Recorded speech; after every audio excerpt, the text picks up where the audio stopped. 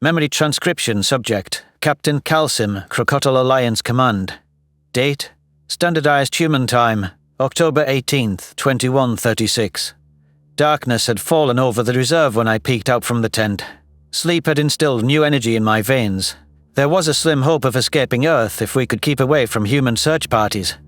Our posse needed to figure out our next move and how to transport the Predator kid without arming it. A muffled whine echoed from behind me. I twisted around to see Arjun, bound in tight rope from head to toe. It must have woken before me and been struggling to break free. Several layers of tape had been slapped over its mouth, wasting medical gauze. I assumed Zan didn't want to hear a human speak. Swallowing my nerves, I approached it. Shh, it's okay. I'm going to have to rip the tape off. Close your eyes. How could Doctor Zan treat it like a thoughtless animal? Predators or not, humans were feeling sapience. The level of bindings was both excessive and unnecessary. Something as simple as tying a bell around its leg would suffice. It didn't seem fast or stealthy. The Predator child squeezed its eyes shut. I yanked the adhesive off as quickly as I could and winced at the grimace on its features. The skin by its lip carried a red patch behind. The creature refrained from biting me with its slobbery canines, which was a relief. I set to work untangling the series of knots. What happened if Arjun tried to take me by surprise once it was loose? It could go for my gun before I knew what hit me. I was within grappling distance, and its reflexes must be quicker than mine. The last of the rope came untangled, and the human wriggled out of its entrapments. My gaze drifted to my sidearm. I took a few steps back and barely resisted the urge to draw a weapon. The kid had faced enough hardship in these past few days. It needed someone to be civilized to it. The watery look in its eyes. The poor thing is terrified. There's no question these wretches have feelings. I'm sorry that they did that to you, Arjun. Are you okay? I asked gently. It sniffled. The only reason you're not killing me is because you think they'll trade resources for me. I heard how you talked about me. That stopped Zan and Jarla from shooting you, didn't it? I would have let you go. Trust me, I want to get you back to your family safely. That's bullshit! Those two aliens are evil. If you want me released, then help me get out of here. I was beginning to regret taking the tape off this thing's mouth. That combative shouting wasn't helping anyone. It needed to keep its voice down, or Zan would realize I was trying to console a human. However, expecting an aggressive predator to keep its head was a bit overambitious. Holding this child to crocodile sensibility standards would be unfair. I need the doctor cooperating. My feathers puffed out with irritation. My friend with the bandages will die without him. He's a good person. Smart, witty. The predator bared his teeth. None of you are good people. You killed millions indiscriminately, and you liked it. You don't know what you're talking about. I had to choose between hundreds of civilizations and yours. It was a terrible decision, but a necessity for the continuance of life. Every step of the way, I tried to minimize human suffering. By dropping bombs on cities? Do you hear yourself? To the very last moment we approached Earth, I was trying to think of another way. My own crew hates that I treat your kind with dignity, and that I offer predators surrender. Then your crew are assholes! Arjun's voice sounded hoarse, and its lips looked dry. How had Zan expected it to drink water with its mouth taped shut? The Takan doctor hadn't even left rations nearby. It probably would make that hateful expert giddy if it died of dehydration. I fished through my own rations, making sure never to turn my back on the human. It would be foolish to leave myself vulnerable to pouncing or strangulation. The child watched with interest as I procured a canteen. It gulped down a bit more than I'd like before handing the canister back. Jarla is the other crocodile you saw. Her brain doesn't feel empathy or fear, I said.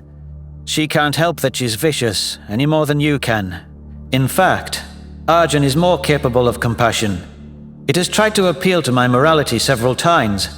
It cares for more than its own life. The beast scowled. Humans are not vicious. You're brainwashed, Calsim. We have lives, families, schools, jokes, songs and games, just like you. I'm sorry for all the beauty you've lost, but that doesn't change the truth. Tell me that you can't see humans killing or enslaving weaker cultures, that you wouldn't happily take our worlds away and reduce us to playthings. What? That's not our plan! We would never do that! Yet you've done these things to your own kind, and we're alien, not human. You'll build your empire off our backs one way or another. It's in your DNA, passed from your ancestors to little ones like you. Your growth is the threat. Arjun clenched its fists in indignation, but was distracted by its stomach growling. Racking my brain, I tried to recall what Noah shared about human needs. The speaker claimed that their diet was primarily vegetation and that they could live without meat. That meant this adolescent could consume our food without issue. My talons retrieved a slab of dried tree bark. Here, stop arguing with me and eat this. That doesn't look like my food. Arjun eyed the offering suspiciously. It took a hesitant nibble, then spit the bite out. That is bitter. Gross. I'm giving you my rations so you don't starve. It doesn't have to taste like your delectable blood-filled cuisine. The kid made a disgusted face, but swallowed several bites. The gagging sound it made seemed rather dramatic. You'd think it was expelling its lungs, that he had fed it a corrosive poison. This ruckus was going to ensure Zan and Jala checked on us. Few crocodile would have gone out of their way to ensure a predator's welfare. Arjun didn't understand why its planet was attacked, but I didn't blame it for that. It was emotionally distressed and unable to see these matters with objectivity. Maybe the youth would come to know that I protected it in time. The Takan doctor sauntered in, wielding a pistol. Good grief, Kalsim. You've let it loose, and you're feeding it. Tree bark. We don't want it to lose its mind and gorge on Thion's corpse, I said. Speaking of which, where is the first officer? Don't change the fucking subject. So now instead of being bartered for supplies, this human is using up precious resources and manpower. It's a temporary loss.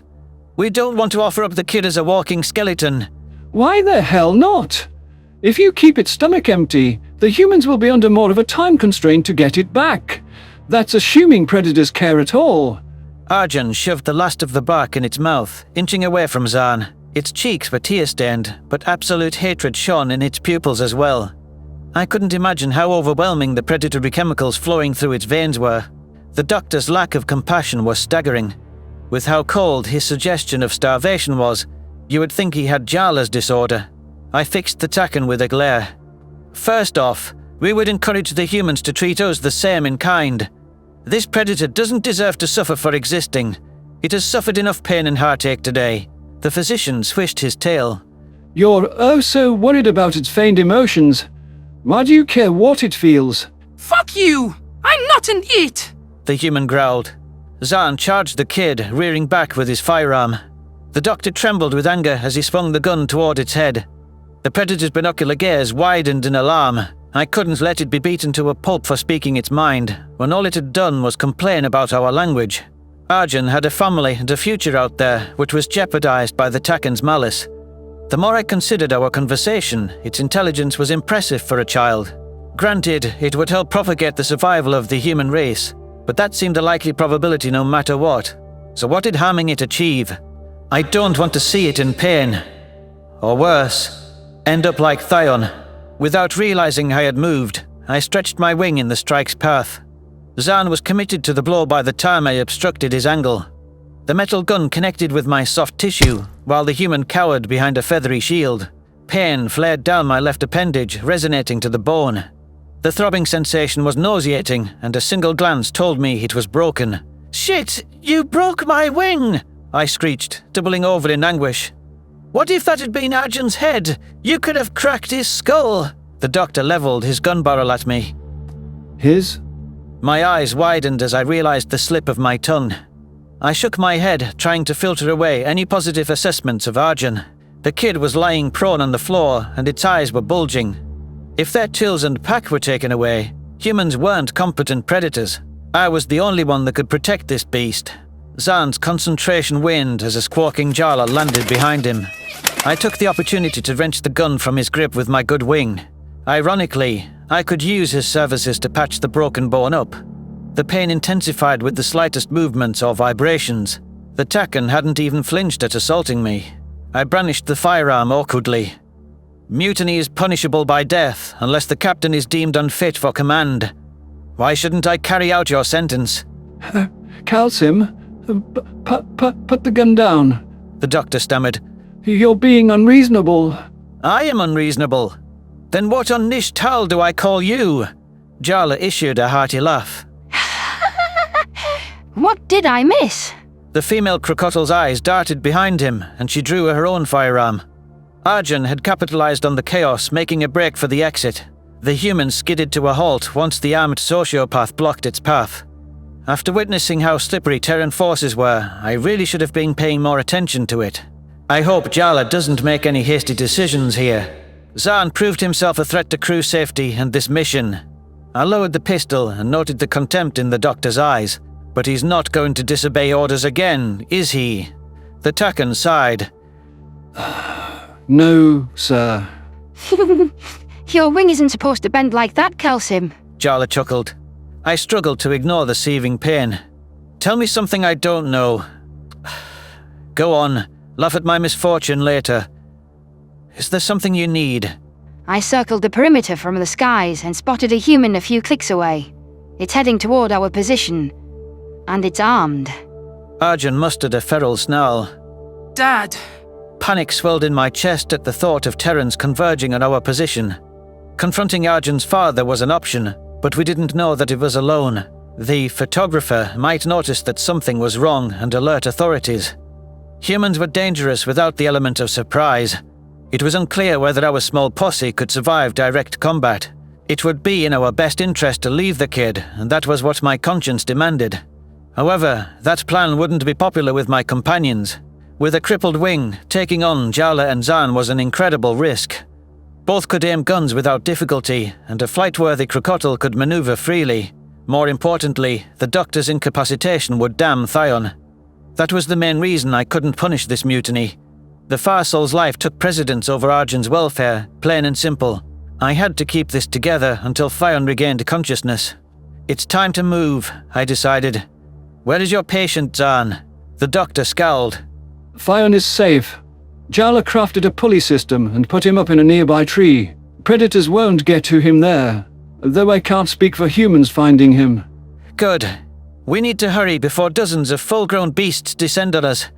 We'll come back as soon as human activity cools off. Jarla began collecting our supplies, as well as anything Arjun had that was useful. I steered the kid out into the open, trying to be gentle with my gun prodding. Intimidating it wasn't my desire, but we needed to move quickly. There was no time for a diplomatic approach. Arjun looked around in desperation as we staggered out of the encampment. I knew it wanted to be rescued. That pleading gaze reminded me of the burning pups, praying to be saved from their extermination. Why did it have to jog up those memories with every expression? I thought I was past that guilt. Dad! Help! The kid screamed. There! I clapped my good wing over its mouth. You idiot! Are you trying to get yourself killed? Zan passed me a roll of medical gauze, a conceited glint in his eyes. I could hear the words, "Told you so," from the smug doctor. He scowled at the human, tracing a toe over his own throat slowly. The child swallowed, and I suppose it understood the gesture. I applied a single layer of tape and offered a sympathetic pat. The predator hadn't left much choice other than to gag it. Not only could that wailing cry have alerted its father, but it could have drawn attention from forest beasts. That squashed all hopes of Arjun's guardian accepting the disappearance as a tragic accident. Its suspicions were going to be elevated, and its protective instincts would seek answers. Our entourage was going to find out exactly how good humans were at tracking.